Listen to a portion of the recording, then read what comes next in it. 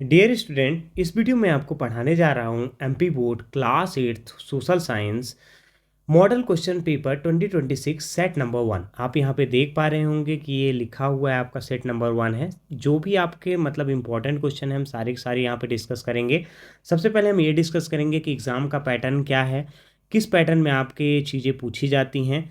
सारी की सारी चीज़ें हम इस वीडियो में आपसे के साथ डिस्कस करेंगे। देखिए, जो आपका 2026 में एग्ज़ाम होने वाला है, आपका जो पेपर होगा वो कितने मार्क्स का होगा? 60 मार्क्स का होगा, ठीक है। जैसे कि आपका जानते हैं टोटल पेपर आपका 100 मार्क्स का होता है, लेकिन उसमें से क्या होता है 100 मार्क्स में से 60 प्लस 40 में वो डिवाइड होता है, ठीक है। 40 मार्क्स आपको स्कूल के द्वारा दिए जाते हैं जो कि आपके क्या होते हैं, प्रोजेक्ट के मार्क्स होते हैं।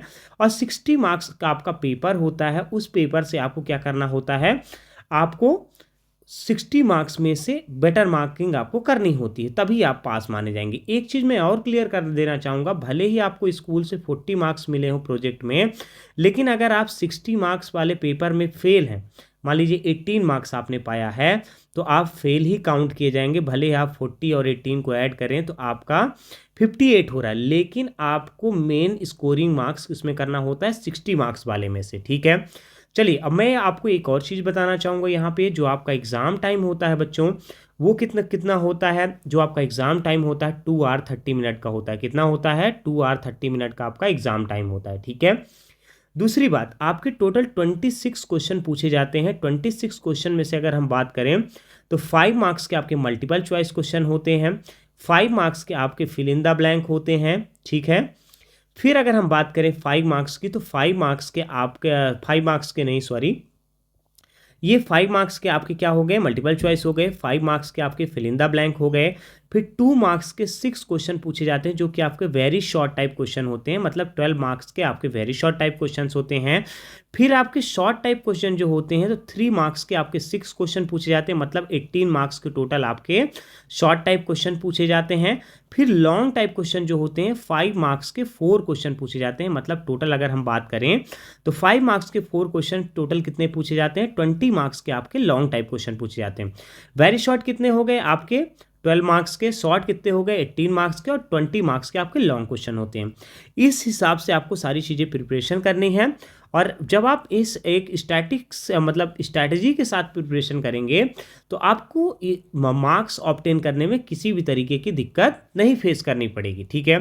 तो सबसे पहले चलिए बच्चों स्टार्ट करते हैं।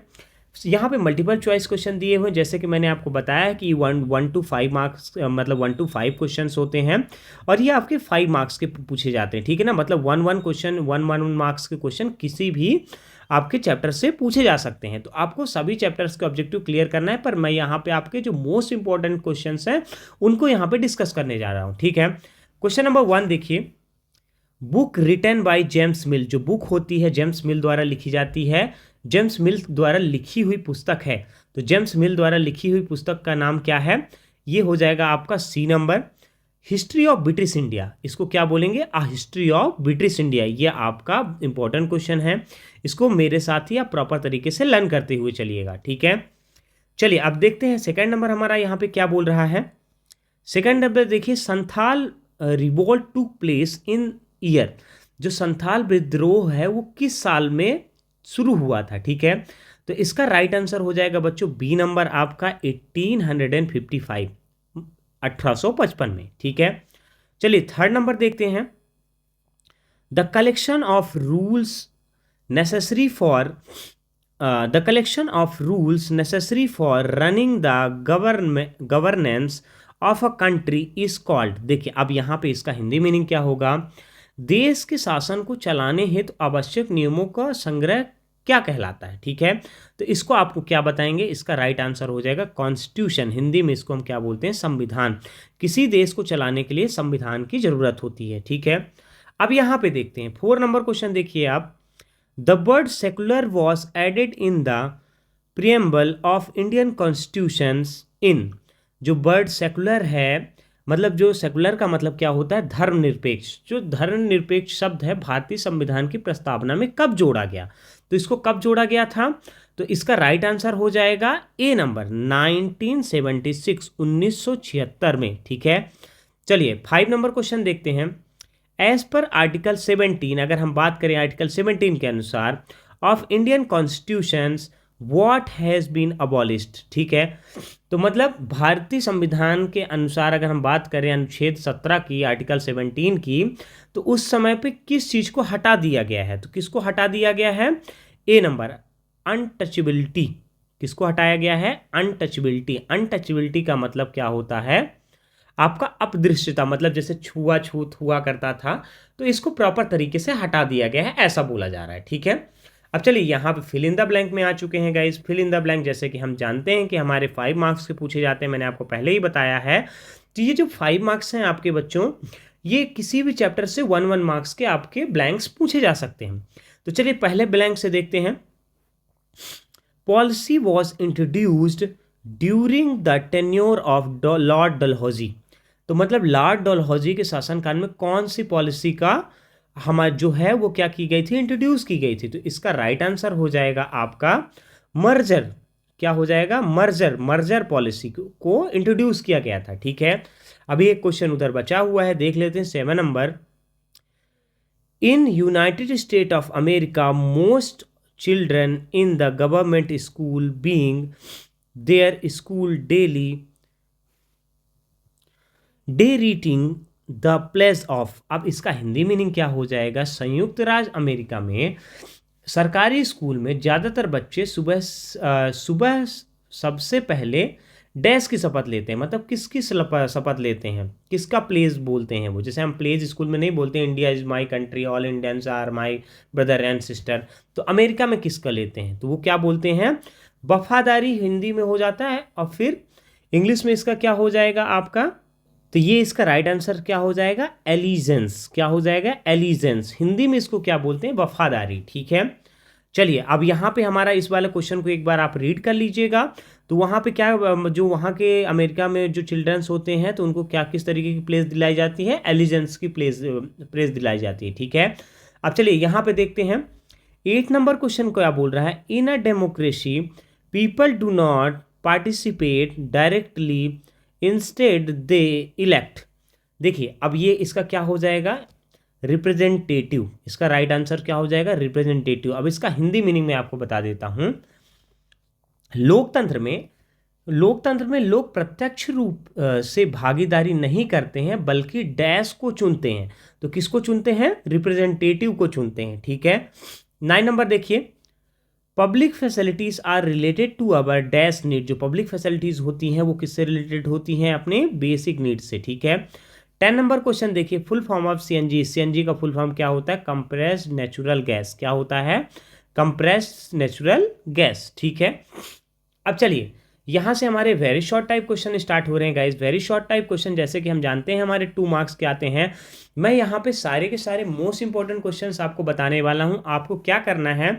इनको आपको राइट करना है अपने नोटबुक में, और इनके आंसर्स को फाइंड आउट करके प्रॉपर तरीके से इनकी एक नोट्स बनाने ली हैं। ये नोट्स मैं इसलिए आपसे बनवा रहा हूँ क्योंकि नोट्स आप अगर अपने से बनाएंगे, टॉपिक को रिसर्च करेंगे तो आप उसको प्रॉपर तरीके से आंसर्स कर पाएंगे। ठीक है ना? तो चलिए देखते हैं 11 नंबर क्वेश्चन क्या बोल रहा है। When was the battle of Plassey fought and between whom। जो बैटल ऑफ प्लासी है वो कब लड़ा गया था? प्लासी का युद्ध कब और किसके मध्य लड़ा गया था? ठीक है, तो इसका आपको आंसर ढूंढना है और आपको लिखना है। नंबर 2 देखिए। नंबर 2 हमारा क्या बोल रहा है? Who were दीकूस। दीकूस कौन थे? ठीक है, और why did the tribals people dislike them. तो जो आदिवासी इनसे नफरत क्यों करते हैं? ट्राइबल पीपल कौन कहलाते हैं? आदिवासी कहलाते हैं। ठीक है, अब चलिए 13 नंबर क्वेश्चन देखिए। Why does the flow of water become a trickle during the summer in the most part of the country. ठीक है, इसका हिंदी मीनिंग क्या हो जाएगा? देश के अधिकांश स्थानों पे गर्मी में पानी बूंद बूंद करके क्यों आने लगता है? ठीक है, अब देखिए अगर आपको इनको आंसर्स चाहिए आप मुझे कमेंट करके बताइए, मैं आपके लिए आंसर्स भी अवेलेबल करा दूंगा। It's not a big deal. Okay, 14 number देखिए। Right the name of any 2 things obtain from the forest. 2 चीज़ों के नाम लिखने हैं, जंगल से प्राप्त होने वाली किन्हीं 2 वस्तुओं के नाम लिखना है आपको। ठीक है, अब देखिए मैं आपको ये चीज़ें जो आपको बता रहा हूँ ये मोस्ट इंपॉर्टेंट क्वेश्चन है, आपको इनको लिखना ही लिखना है, लर्न करना है अगर आप एग्जाम की सही से तैयारी करना चाहते हैं तो। अब चलिए 15 नंबर क्वेश्चन देखते हैं क्या बोल रहा है। In which century did the change take place, social and traditionals value. ठीक है, हिंदी मीनिंग इसका क्या हो जाएगा, सामाजिक रीति रिवाज और जो उनकी मान्यताएं थी उसमें बदलाव किस सदी में आया था, मतलब किस सेंचुरी में आया था, ये आपका आंसर है, क्वेश्चन है। 16 नंबर क्वेश्चन देखिए, which act was pass to abolish the traditional manual scavenging. Scavenging इसको कैसे रीड करेंगे, मैं आपको यहाँ पे लिख देता हूँ, ये स्कैवेंज, ठीक है, ये स्कैवेंज वर्ड होता है, इसका मतलब क्या होता है, कूड़े कचड़े और गंदगी में खाना, सामान ढूंढना, ये सब जो चीज़ें होती हैं। ठीक है, तो इसका हिंदी मीनिंग क्या निकल के आएगा आपका कि 16 नंबर क्वेश्चन देखते हैं, सिर पर मैला उठाने की प्रथा को समाप्त करने के लिए कौन सा एक्ट पारित किया गया था। ठीक है, चलिए अब मैं इसको इरेज कर देता हूं, फिर हम अपने नेक्स्ट क्वेश्चन में चलते हैं। अब देखिए यहाँ पे हमारे शॉर्ट टाइप क्वेश्चन से स्टार्ट हो चुके हैं बच्चों, ये भी मोस्ट इंपॉर्टेंट क्वेश्चन है, एग्जाम पॉइंट ऑफ व्यू से तो बिल्कुल ही मोस्ट इंपॉर्टेंट क्वेश्चन है। आपको इनको प्रॉपर तरीके से सभी को क्या करना है, लर्न करना है और इनकी राइटिंग भी करनी है। चलें, अब देखिए लघु उत्तरीय प्रश्न की अगर हम बात करें, यहाँ पे लघु उत्तरीय प्रश्न क्या कहलाते हैं, इंग्लिश में शॉर्ट आंसर टाइप क्वेश्चन 17 से 22 तक आएगा आपका, और ईच क्वेश्चन आपके 3 मार्क्स के होंगे, जो एग्जाम पॉइंट ऑफ व्यू से मोस्ट इंपॉर्टेंट है आपके। ठीक है, तो देखिए यहाँ पे क्या बोल रहा है, when and what pretend was the territory of the Awadh extend into the British empire. ठीक है, इसका हिंदी मीनिंग हो जाएगा, अवध रियासत को कब और क्या आरोप लगाकर ब्रिटिश सरकार में शामिल किया गया था। मोस्ट इंपॉर्टेंट क्वेश्चन है, प्रॉपर तरीके से आपको लर्न करना है। ठीक है, चलिए नेक्स्ट क्वेश्चन देखते हैं। 18 नंबर क्वेश्चन हमारा क्या बोल रहा है, what were the main function of panchayat समाज, जो प्रार्थना समाज, सॉरी बाय मिस्टेक मैंने उसको पंचायत समाज पढ़ दिया था, वो क्या है, प्रार्थना समाज है। प्रार्थना समाज के प्रमुख कार्य क्या थे, आपको इसको फाइंड आउट करना है, अपने नोट्स में लिखना है। Why is there unequal distribution of natural resource on the earth, मतलब पृथ्वी पर प्राकृतिक संसाधनों का वितरण असमान क्यों है। ठीक है, चलिए यहाँ पे देखिए आप, यहाँ पे क्या बोल रहा है, नेक्स्ट क्वेश्चन 20 नंबर क्वेश्चन बोल रहा है, handmade garments are more expensive than the machine made garments, give any 2 reason. अब देखिए इसका हिंदी मीनिंग होगा, हाथ से बने जो कपड़े होते हैं और जो मशीन से बने हुए कपड़े होते हैं, तो हाथ से बने हुए वस्त्र कपड़े जो होते हैं वो मशीन के बने कपड़ों से महंगे क्यों होते हैं, 2 आपको कारण बताने हैं। ठीक है, चलिए यहाँ पे आपको 21 देखिए, how does economic factor influence the population distribution, जो इकोनॉमिक फैक्टर है वो कैसे इन्फ्लुएंस करता है पॉपुलेशन डिस्ट्रीब्यूशन को, मतलब कि आर्थिक कारण किस प्रकार जनसंख्या वितरण को प्रभावित करता है। ठीक है, 22 नंबर क्वेश्चन देखिए, why is labour union necessary for the workers, मतलब इसका मतलब है मजदूर यूनियन संगठन को मजदूरों की क्यों आवश्यकता है। ये आपके सारे के सारे क्वेश्चन है, मोस्ट इंपॉर्टेंट क्वेश्चन है जो आपको प्रॉपर तरीके से लर्न करने हैं। अब यहाँ पे स्टार्ट हो रहा है लॉन्ग टाइप क्वेश्चन, जो कि हमारे 5 मार्क्स के आते हैं, एग्जाम पॉइंट ऑफ व्यू में मोस्ट इंपॉर्टेंट है, जो आपको प्रॉपर तरीके से लर्न करना है। ठीक है, चलिए देखिए sorry for the English guys. चलिए 23 देखते हैं, why did the British emphasise the production of the cash crops in India and what was its impact on the Indian farmers. अब इसका हिंदी मीनिंग निकलेगा, अंग्रेज ने भारत में व्यावसायिक फसलों के उत्पादन के लिए जोर क्यों दिया, इसका भारतीय किसानों पर क्या प्रभाव पड़ा। ठीक है, फिर ये मोस्ट इंपॉर्टेंट क्वेश्चन है, लर्न करना ही करना है आपको।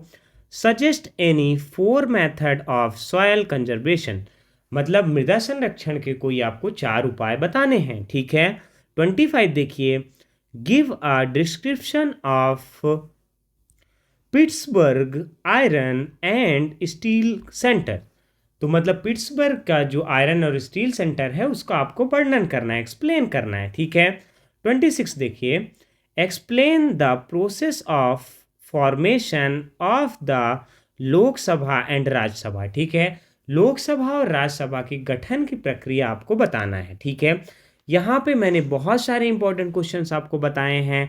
अगर आपके एग्ज़ाम पॉइंट ऑफ व्यू से आप प्रॉपर तैयारी करना चाहते हैं तो ये सभी के सभी क्वेश्चंस आप नोट्स बना के प्रॉपर तरीके से इनको लर्न करिए। अगर आपको आंसर्स के साथ वीडियो चाहिए तो आप मुझे एक्सप्लेन करके बता सकते हैं कमेंट में। मैं आपके लिए आंसर्स के साथ वीडियोस को अपलोड कर दूंगा, ठीक है। चलिए मिलते हैं आपसे नेक्स्ट वीडियो पे। ये देखिए मॉडल टेस्ट पेपर 2 मैंने यहाँ पे प्रिपेयर कर रखा है। जैसे ही मुझे बेटर रिजल्ट मिलेगा वीडियो में, मैं आपके लिए अपलोड करूँगा। Thanks for watching. चलिए मिलते हैं आपसे नेक्स्ट वीडियो पे।